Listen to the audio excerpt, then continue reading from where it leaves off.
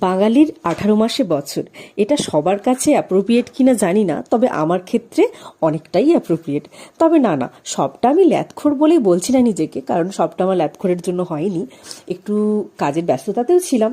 তাই 1 তারিখের ভিডিও, মানে আমি 1 তারিখে আমাদের যে পিকনিক হয়েছিল তার ভিডিও আমি এখন আপলোড করছি এডিট করে। আসলে সব কিছুটাই রেডি ছিল, ভয়েস ওভার দিতে পারছিলাম না, মানে একটু চাপেও ছিলাম, আমার ভয়েসটাও ঠিকঠাক ছিল না ঠান্ডা লাগার জন্য। যাই হোক, ওই দিন আমি আমার বন্ধুর বাড়িতে গিয়ে যা যা করেছিলাম, আমরা সকাল থেকে গিয়ে ওরা আমাদের যেভাবে ওয়েলকাম জানিয়েছিল, খাওয়া দাওয়া করিয়েছিল, তারপরেই মেন পিকনিকটা শুরু হয়। যেহেতু ওদের বাড়িতে ফার্স্ট টাইম গেছিলাম, তারপরে আমরা দুজনে মিলেই একসাথে রান্না বান্না করে সব কিছু করে তারপরে কেক কাটলাম।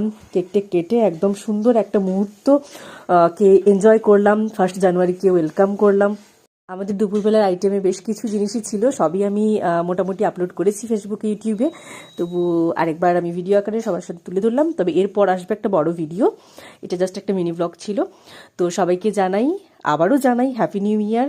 2025টা সবার ভীষণভাবে ভালো কাটুক।